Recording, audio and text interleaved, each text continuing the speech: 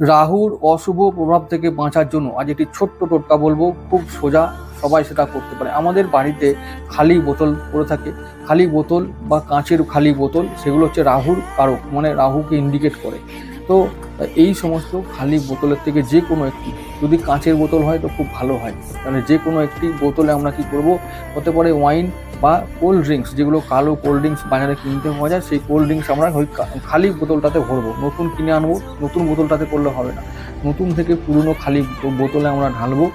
ঢেলে কি করব, সন্ধেবেলা এটা করতে হবে শনিবার দিন। কখন করতে হবে? 6টা থেকে 7টার মধ্যে এটা করতে হবে। এটা কি করতে হবে, যে যার সমস্যা, কোনো কারো রোগ হলে, কোনো বাচ্চা যদি পড়াশোনা না করে, কোনো বাচ্চার নজর লেগে গেছে, কোনো কারোর হচ্ছে যে অর্থ অবস্থা ভালো যাচ্ছে না, ব্যবসা ভালো যাচ্ছে না, সেই লোকটাকে, যে পীড়িত, সেই পীড়িত ব্যক্তিকে, যে কোনো রোগে রাহুর দ্বারা আক্রান্ত যে কোনো সমস্যা থেকে যদি সমস্যা থাকে, তাহলে সেই সমাধানের জন্য তাকে কী করতে হবে, ওই শনিবার দিন সন্ধ্যেবেলায় 6টা থেকে 7টার মধ্যে তাকে পশ্চিম দিকে মুখ করতে হবে।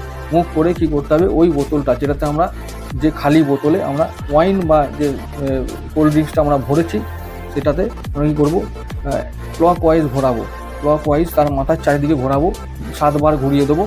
ঘুরিয়ে কি করব, যে ঘোরাবে, তো সেই ব্যক্তিটিকে কি করতে হবে, কোনো নির্জন জায়গায়, চৌরাস্তায় বা মাথায় গিয়ে আমরা ওই বোতলটা ফেলে দিয়ে আসবো, আর পিছন ফিরে তাকাবো না।